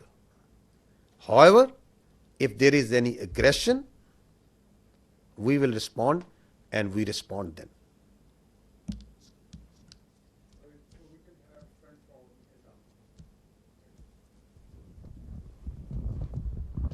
So thank you so much. My name is Raza. I'm from Iranian State News Agency. If you allow me, I have a question from the Honorable Vice Admiral Thank you. So we have seen the activities of the Navy before the escalation and the readiness. As the Indian Navy P-81 was being closely tracked and even seen on media, why Pakistan Navy decided not to shoot it down? And you refer to the limitation facing by the Indian aircraft carrier. Keeping in view the limitation of the Indian aircraft carrier, can you please explain us why India have not brought its carrier to, for so-called possible attack? Thank you very much. Thank you very much for the question. Okay. First of all, like I told you that the war is not fought in isolation by a single service. So, whatever we do, it's a very well coordinated effort. So, all actions are calibrated amongst the three armed forces at what time, what is to be done. So, at that time, when that was the video of 4th and 5th of May, we just demonstrated that we were keeping a very close vigilance. And I've mentioned our, the very effective coordination and collaboration with Pakistan Air Force. So I'll not go into those details because of the operational security reasons. But essentially, that was simply to send across a message that if we can track, so we can go to the next level, but that is based on the national decision-making line. That's not an isolated. The Navy will always act in sync with all three services, and that would be a national security decision-making thing. So when the time will come for that to happen, so inshallah we will respond in that fashion. The aircraft carrier, I mentioned, for example, we can have that slide, Kazim, if he's here. So this is the aircraft carrier which is having 8 to 12 MiG-29s, which is barely enough to carry out its own air defense. And aircraft carriers, if the Western air carrier, if you talk of the Ford class aircraft carriers, they carry like 75 plus aircraft. And the purpose is to project the power and to have the air superiority in the theater of war. So, and that is how they influence operations from sea to land. So here, in case of INS Vikrant, the aircraft that it was carrying, they were barely enough to carry out its own air defense. And the question of projecting power ashore or to maintaining an air superiority in a conflict theater, that's simply not possible. We know that, the Indian Navy understands that, and that is why it was more of a psychological, trying to create a deception or a psychological effect. And we fully understood that. And like I said, we were always ready. Had there been any aggression, we, in close coordination with Pakistan Air Force, we were always ready. They were cockpit ready to generate a response. We have a mechanism worked out with the Pakistan Naval Aviation assets and Pakistan Air Force assets. So the response was always ready. And this is simply, let me say it politely. I did mention that as a professional military officer, I don't want to underestimate the enemy, but let me tell you candidly that INS Vikrant, with its present capability, it's effective essentially in the IO domain, and which essentially you saw that article in the Telegraph and that hype about. So essentially, its effectiveness is restricted to the IO domain, and had it not been the case, it would have projected the power ashore and it would have created some effect. So they understand the limitation, and we also understand that. Thank you very much.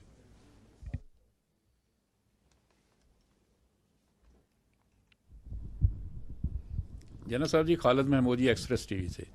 General साहब, Indian media ने जो 3 दिन में तूफ़ान बर्पा किया, उसको तो हम अच्छी तरह जानते हैं, उसका जवाब भी उनको दिया गया।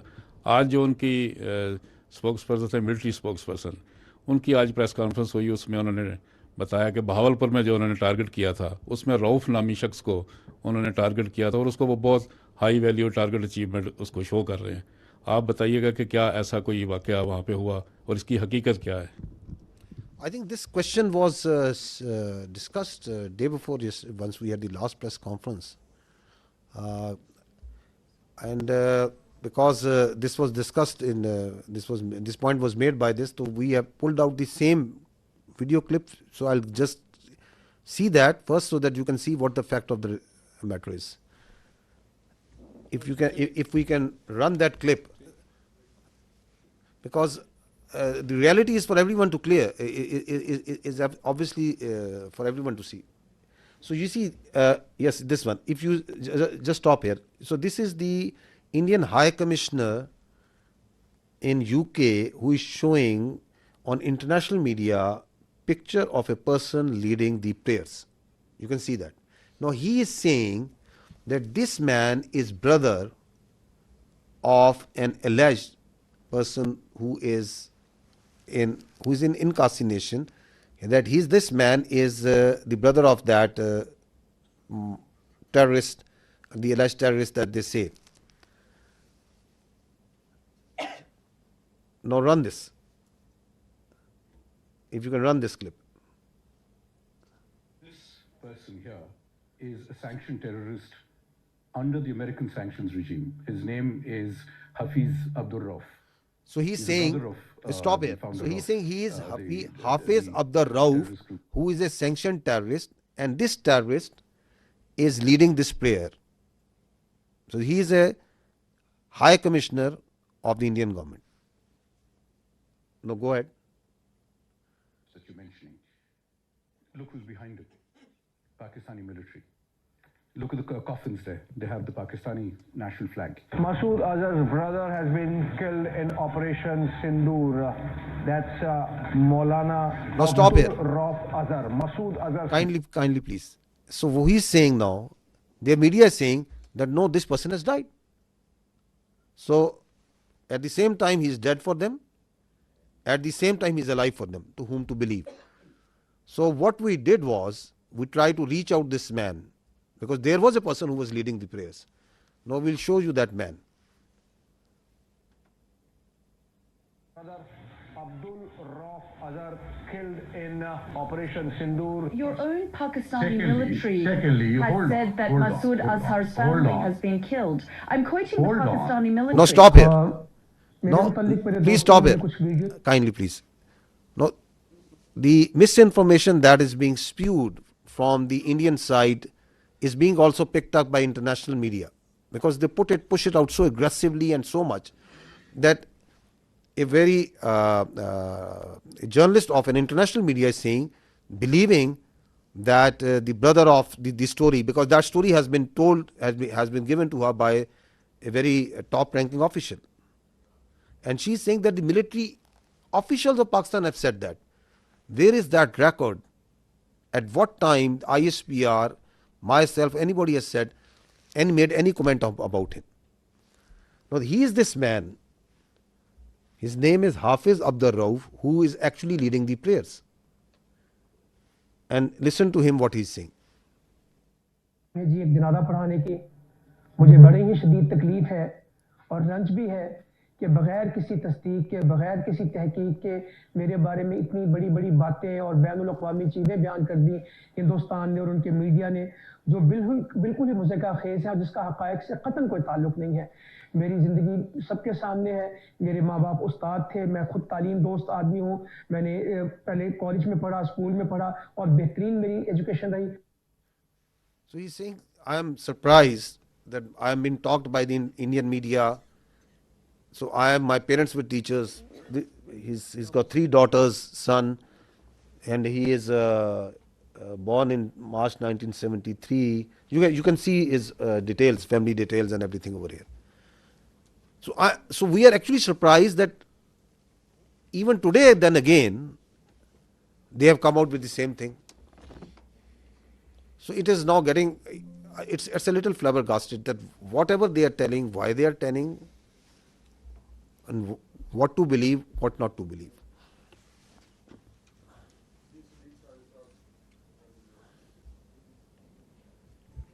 सदीक साजा जी, एक न्यूज़ से रब नवाज साहब आपसे सवाल है कि अभी थोड़ी देर पहले INS विक्रांत के हवाले से बात हुई कि इंडियन सोशल मीडिया जो था और उनका अपना मीडिया बहुत ज़्यादा हाइप क्रिएट कर रहा था, और फिर उसके बाद टेलीग्राफ की एक स्टोरी आई, फिर कराची की बंदरगाह کے حوالے سے کہ اس کے اوپر اٹیک ہونے والا ہے. پھر آپ دیکھتے ہیں کہ یہ انڈین نیوی جو ہے وہ ہم سے 3 گنا وہ بڑی ہے. تو لیکن آپ نے یہ بھی کہا کہ ہماری جو فورس جو ہے وہ خاموش فورس ہے.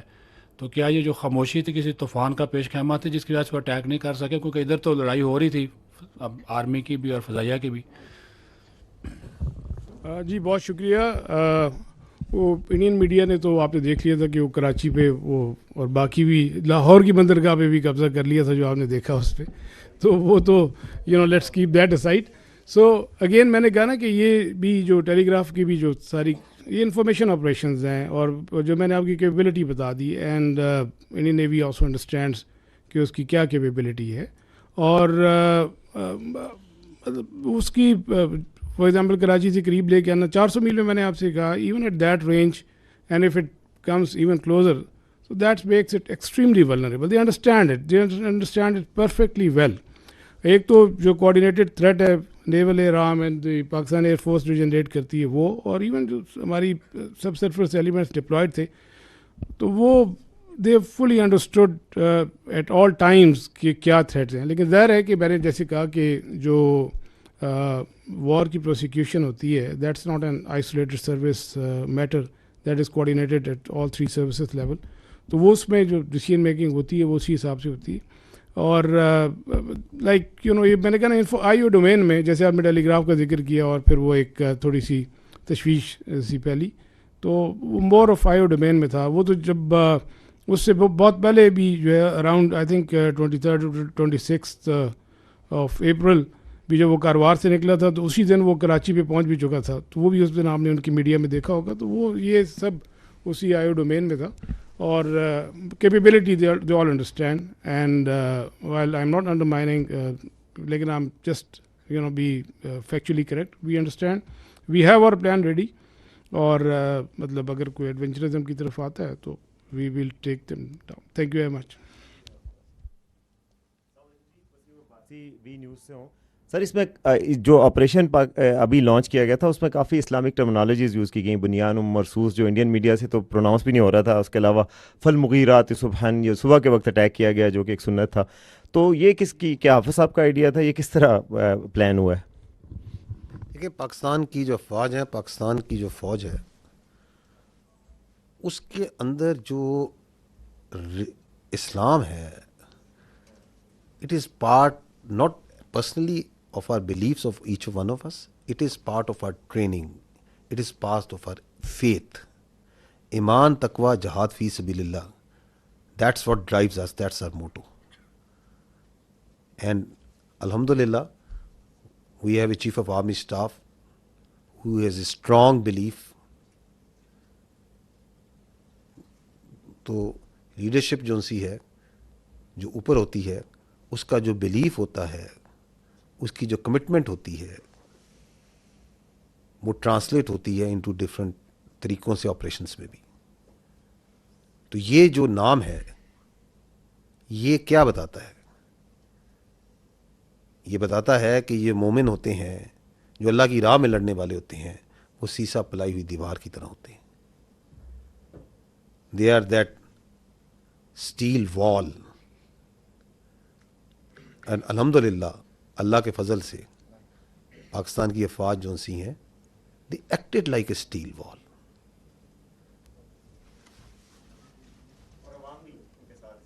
جی بغیر کسی شک کے, میں نے اس لیے شروع میں کہا کہ سب سے پہلے ہم اللہ سبحانہ و تعالیٰ کے آگے سجدہ کرتے ہیں, شکر کرتے ہیں, پھر ہم پاکستان کے عوام کا, پاکستان کے یوتھ کا, پاکستان کے میڈیا کا, پاکستان کے سیاستدانوں کا, تمام پولیٹیکل پارٹیز کا, اس وقت جو ہماری پولیٹیکل لیڈرشپ ہے ان کی حوصلہ مندی کا. یہ جو آپ نے رسپانس دیکھا ہے it is the all elements of national power. How quickly they came, how quickly they gel together and they were all that steel وال.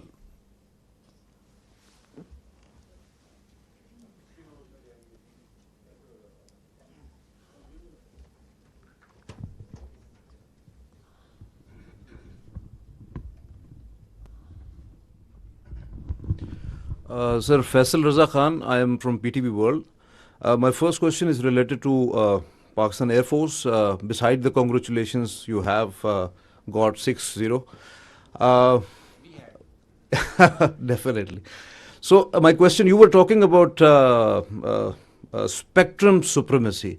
And this question is related to the cyber warfare and the space warfare that Pakistan Air Force successfully, whether it was the jamming or taken over of the satellite, and what was the nature of that satellite, whether that was the military one, because whole of the command and control system of the adversary, they always utilize those satellites for any action.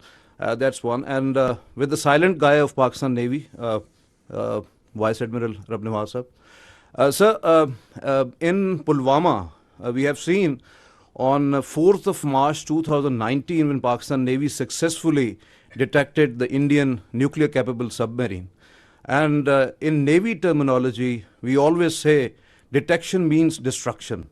So beside P-8I Poseidon, whether you have taken over any sort of a signature of the Indian submarines, because in submarine warfare, most of the times naval assets, number one is the submarine that always go off the harbor and get into the enemy territory. So you have got any sort of a signature in any sort of your asset, from any sort of your asset, any signature of the adversary? Thank you, sir. Sir, please. Thank you very much. Thank you very much for your question. And you're right that we did make a mention of that detection on 4th of March in 2019 after the Pulwama incident, when we detected one of the submarines south of Pasni at that time. I will, because of the operation security reason, not like to comment on that, but let me tell you this thing, that we had a very effective anti-submarine warfare surveillance during this time. We exactly knew, when the submarines left the harbor and where they were likely to be deployed.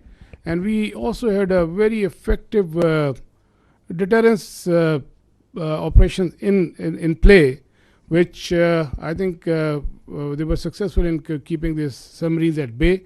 So beyond that, I will not like to comment on any further. Thank you very much. Regarding spectrum supremacy, just like I mentioned, it's a critical component, a very vital component, cardinal for the electromagnetic spectrum, and that we have cyber and space. They come hand in hand with EW. With the satellite, the satellite that was jammed was a military satellite used by them. The downlink is scuttled. It leads to decision paralysis if done on a continued level. There is no communication where beyond line of sight platforms are acting, so they kind of get redundant. Whenever any payload is within line of sight, it is working on certain other principles. When it is going beyond, it goes on SATCOM, and the SATCOM is denied, so its effectiveness is reduced to almost nil. And so is cyber, where the services are denied, the nodes, the C2 structure that are working over there in the whole architecture. So it's a kind of a paralysis that takes place, whereby cyber and space, they go hand in hand, and that is how you carry out the spectrum supremacy.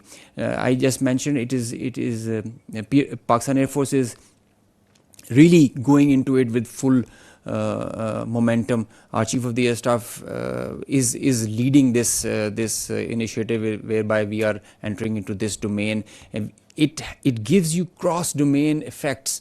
When one side is applied and multiple levels, you get the outcome, the providence and the dividends. So this is the new warfare. This is the new thing that is there.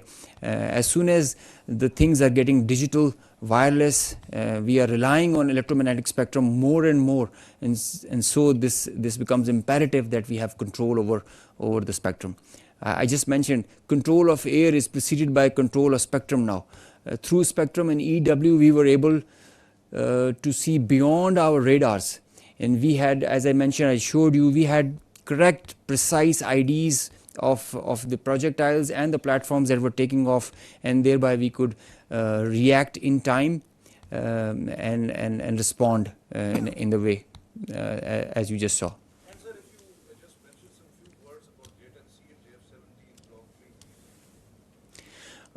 JF-17 is a very potent platform. Pakistan is employing them very effectively, as you just saw. JF-17 is the pride of Pakistan, and the Block 3 has added potential, enhanced combat potential and effectiveness with the payloads that it carries. All these targets that were engaged were done by JF-17, Block 2 and 3s. It has the ESA radar. So J-10 is a very good thing. As you saw, it's not the fact that the Rafale is a bad plane. Rafale is a equally potent, very potent aircraft. I mean, if employed well, but it's how you're, with all in all fairness and jokes aside, it's all the training. I think it's the, as mentioned, the direction, the leadership that propels you in that direction, gives you confidence, and the support of the nation. That's the foundation the Pakistan Air Forces and the armed forces are standing on. The support of the nation, and the way you look at us right now and always do, this is what drives us. This is what drives us. Thank you.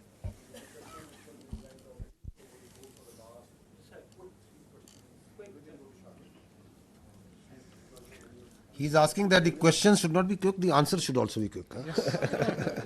I'm sorry.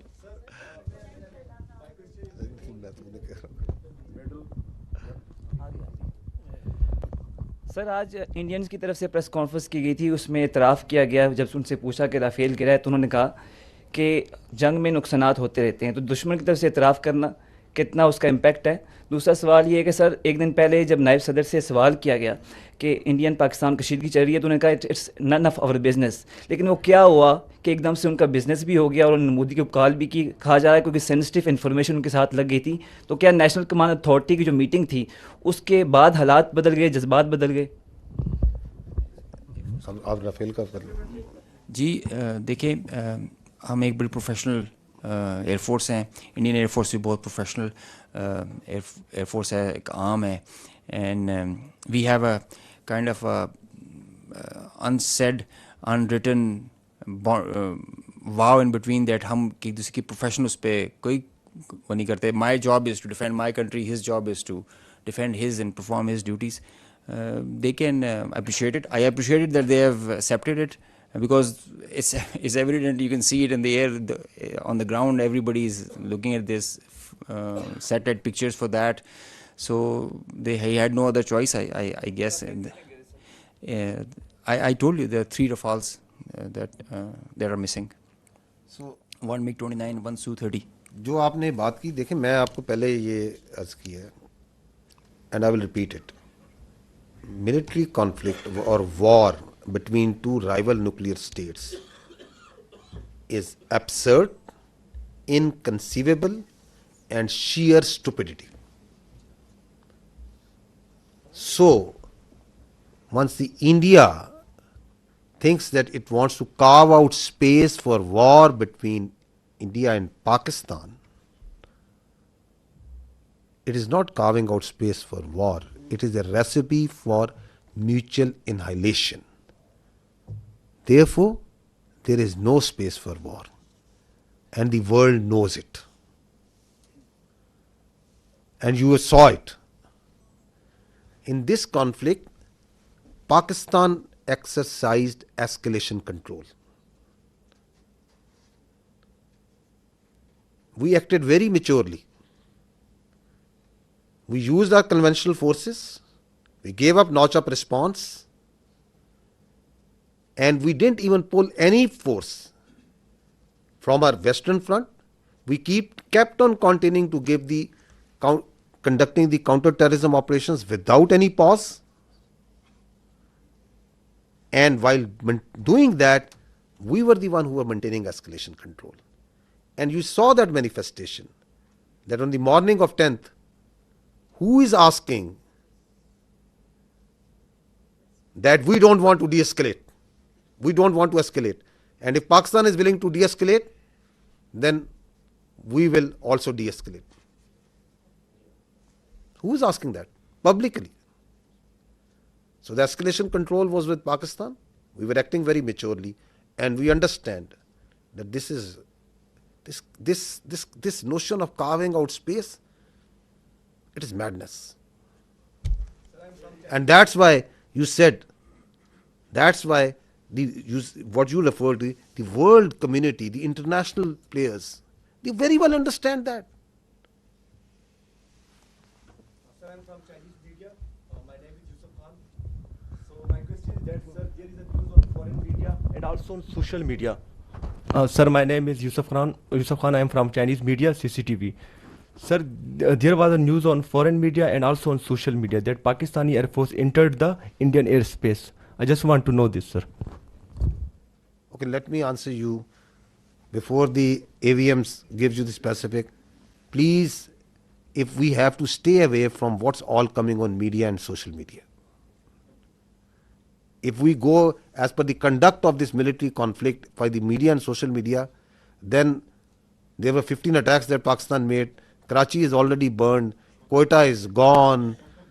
And God knows what all has happened. There's a female pilot also in our captivity.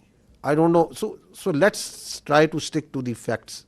And let's not try to stay what the media or social media is saying.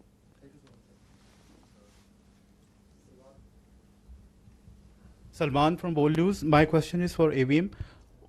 Chota sa quick question hai. What was the difference between PF and IF engagement? Is what only JTNC or something else?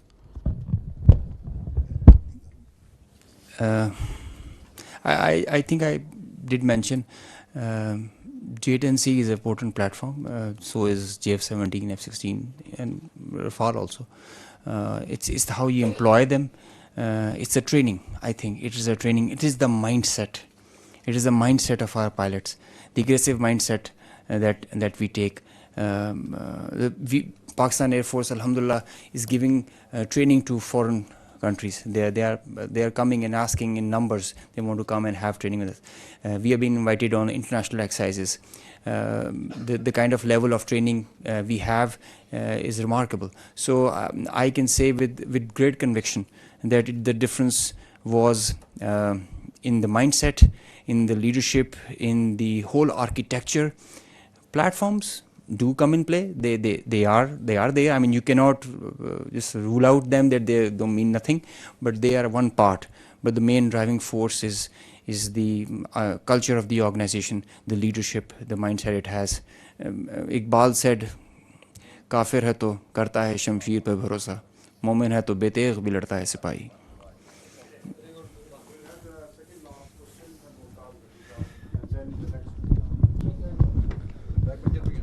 जल साहब, वैसे तो पहलगाम के फ़ौरन बाद जो disinformation operation launch किया गया था इंडिया की तरफ से इस कॉन्फ्लिक्ट के ऊपर, वो उससे सारी दुनिया आगाह हो चुकी है, मगर एक इंतहाई गैर जिम्मेदाराना ख़बर जो वहाँ पे फैलाई गई और फैलाई जा रही है वो यह है कि हमारी न्यूक्लियर फैसिलिटी को करैना के करीब जो है उन्होंने हिट किया है।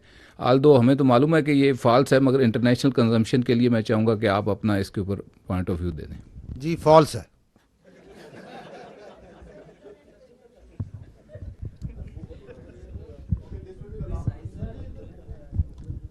डी साहब, थैंक यू। गज़नफ़र साहब, आपका तो बहुत शुक्रिया कि मुझे सवाल करने का मौका मिला, और मैं ये भी रिक्वेस्ट करूँगा कि बार बार जिस प्रेस कॉन्फ्रेंस में भी हो मुझे सवाल करने का मौका मिले।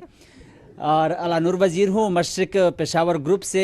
मेरा सवाल ये है कि भारत और पाकिस्तान दोनों एक दूसरे पर दहशतगर्दी के इल्ज़ामात लगा रहे हैं, तहफ़्फ़ुज़ात है, तो ये इल्ज़ामात या तहफ़्फ़ुज़ात कैसे दूर किए जा सकते हैं? मिल बैठ कर किरदार अदा करना चाहिए दोनों ममालिक को। और दूसरा सवाल मेरा ये है कि अगेन अगर मतलब इस तरह ड्रोन आते हैं तो गिराने के लिए क्या अमल है? और साथ साथ जो मतलब भारत की जानिब से आपने बात की लोगों की कि हमने लोगों को टारगेट नहीं किया, तो आपका लोगों के लिए मैसेज क्या है और फिर भारतीय आर्मी के लिए आपका पैगाम क्या है? देखें, वो जो ड्रोन है वो 84 से आपका दिल नहीं भरा जो हमने गिरा दिए हैं। جتنے آئے تھے گرا دیے, ٹھیک ہے, آئیں گے اور گرا دیں گے. تو آپ please there is no issue, remain totally comfortable. Whatever they will send, whatever they can send, with the support of the people of this country, your armed forces have the capability to take them on. Absolutely no issue. جو آپ نے پہلی بات کیا کی تھی,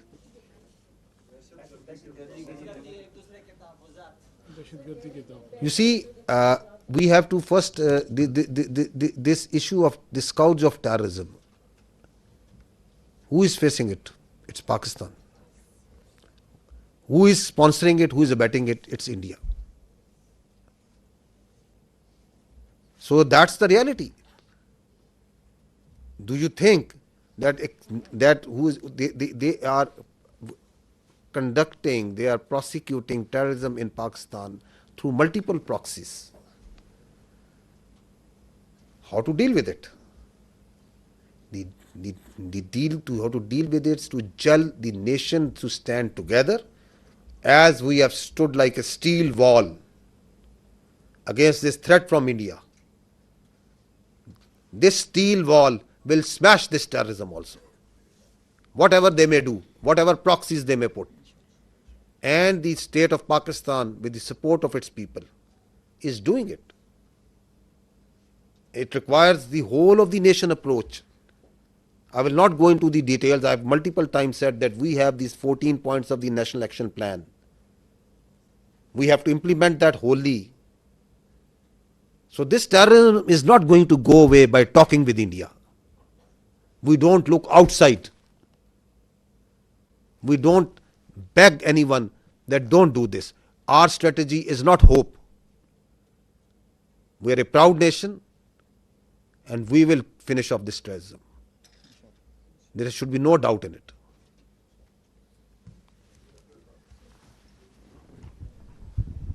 thank you very much sir. Asghar Ali Mubarak Daily Mail سے ہوں. سر, جس طرح کا ایک پاکستان نے ماشاءاللہ مشرقی سائڈ پہ جو فتح یہ حاصل کی ہے, اور قوم کی میں نے دیکھا ہے کہ خوشیوں سے ان کی آنکھوں میں آنسو بھی, لیکن دل ان کا جو ہے آپ کی آرم فورسز کی وجہ سے بہت جو ہے وہ دعائیں دے رہا ہے.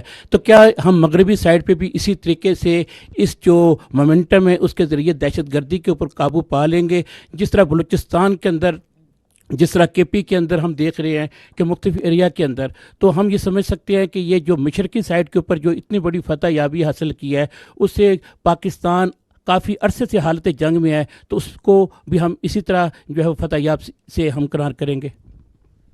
میں یہی عرض کروں گا, اس دہشت گردی کو پہلے تو اول یقین رکھیں کہ ہم اس پہ قابو پائیں گے, قابو پا لیں گے اللہ تعالیٰ کی مدد سے اور نصرت سے. اس کی کچھ وجوہات ہیں. اس کی وجوہات یہ ہے کہ ہم سچ پہ, ہم حق پہ ہیں. ان کی یہ جو آئیڈیالوجی ہے, پرورٹڈ آئیڈیالوجی ہے, یہ اسلام نہیں ہے. اس کا اسلام سے, دین اسلام سے, اس کا انسانیت سے, اس کا پاکستانیت سے کوئی تعلق نہیں ہے. اس کا ہمارے رسم و رواج سے کوئی تعلق نہیں ہے. مظلوم کو مارنا, خود کش دھماکے کرنا, مسجدیں اڑانا, کڈنیپنگ کرنا فار رینسم, بھتہ خوری, سمگلنگ, اس کا کیا تعلق ہے اسلام سے؟ اس کا کیا تعلق ہے انسانیت کے ساتھ؟ تو we are on the right, the nation is on the right. You have a battle hardened army. what we just need is that we stand together the way we have stood together. And this nation, for its survival, for its prosperity, is standing together. آپ کو نظر آ رہی ہے یہ قوم متحد, اکٹھی, ایک عزم, ایک چمک, ہمیں نظر آ رہا ہے, آپ کو نظر آ رہا ہے. اعتماد, باوجود تمام کوششوں کے کہ دراڑ ڈالی جائے اس ملک کے اداروں میں, اس ملک کی افواج میں اور عوام میں, کس طرح متحد ہوئی ہے قوم. کیونکہ ہمیں پتہ ہے کہ ریاست ماں ہوتی ہے. اس ماں, اس ریاست کی چھت تلے ہم سب نے پلنا بڑھنا ہے. کوئی تھوڑا کم پال لے گا, کوئی تھوڑا زیادہ پڑھ لیتا ہے, کوئی امیر ہو جاتا ہے, کوئی غریب ہوتا ہے, جس طرح خاندان میں بھی فرق ہوتے ہیں. But doesn't make us that we start fighting with each other. تو our unity, our resolve has been strengthened and will continue to be strengthened, and we will take on this terrorism. اور ہمیں یہ بھی پتہ ہونا چاہیے کہ یہ بھی اسی دشمن جس نے ابھی کنونشنلی ہم پہ اٹیک کیا یہ بھی اسی کی لگائی ہوئی آگ ہے, یہ بھی اسی کی مکاری ہے. تو کیا ہم اس کو اگر وہاں مات دے سکتے ہیں تو اس کی اس مکاری کو مات نہیں دے سکتے؟ بالکل دے سکتے ہیں, اور دے کے دیں گے انشاءاللہ تعالی.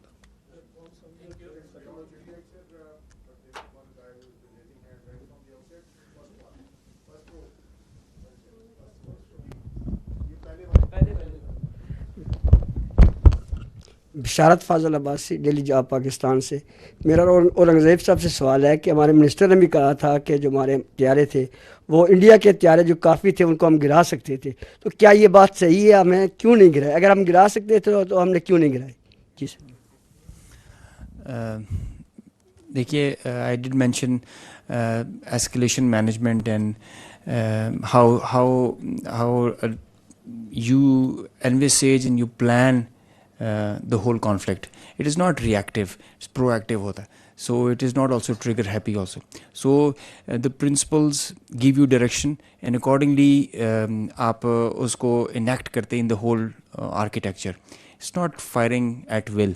There is a prudent thought and a strategy behind it. Yes, we could have fired more. Yes, we could have had P8I along with Navy. But there is a greater design behind it. اور ہم ایک بڑی constraints کا مظاہرہ کرتے ہیں because there از اس میں ایک سینٹی پریویل کرنی چاہیے. At least one side should practise it. دیکھیں, میں اس میں دوبارہ یہ ایڈ کرنا چاہوں گا, میں نے 2 بار یہ پہلے کہا ہے, یہ دونوں نیوکلیئر طاقتیں ہیں, دونوں ممالک, ان کے درمیان جو جنگ ہے وہ ایک حماقت ہوگی. 3 ورڈ میں نے استعمال کیے, ایبسرڈ, انکنسیویبل, شیئر اسٹوپڈیٹی. اب اگر اس میں سے ایک پارٹی جون سی ہے وہ اپنے کسی وجوہات کی وجہ سے, کسی گھمنڈ کی وجہ سے, کوئی اپنی پولیٹیکل اس کی اپنی کوئی خواہشات ہیں جن کو اچیو کرنا چاہتا ہے, we don't want to get into there. If he is trying to carve out a space تو آگ سے کھیل رہا ہے. اس میں میچور پارٹنر کون ہے؟ میچور پلیئر ہم ہیں. اور آپ نے اس پورے پروسیس میں دیکھا جو اس طرح اے وی ایم اورنگزیب نے کہا کہ ایسکلیشن کو کنٹرول ہم کر رہے تھے. And the world knows it that how responsibly, how much with restrain. اگر آپ نے میری بات چیت سنی, ہم نے کہا we acted in a very deliberate, precise but restraint manner. اپنی جو ہماری کلچر ہے, جو ہماری ٹریننگ ہے, جو ہمارے ایتھوز ہیں, اس کے مطابق سولینز کو ٹارگٹ نہیں کرنا, مساجد کو ٹارگٹ نہیں کرنا, پلیسز آف ورشپ کو ٹارگٹ نہیں کرنا, صرف اس کو ٹارگٹ کرنا ہے جو ہم پہ حملہ آور ہوا ہے. تو there is lot that is at play. We are not a trigger happy army, we are a peace loving nation. We want peace within and without. ہم صرف اگریشن کو جواب دیتے ہیں اور پھر ٹکا کے دیتے ہیں تاکہ کسی کی دوبارہ مجال نہ ہو ہماری طرف آنکھ اٹھانے کی. ہوگی تو پھر ہم آنکھ نکالیں گے. تھینک یو, بہت شکریہ بھائی.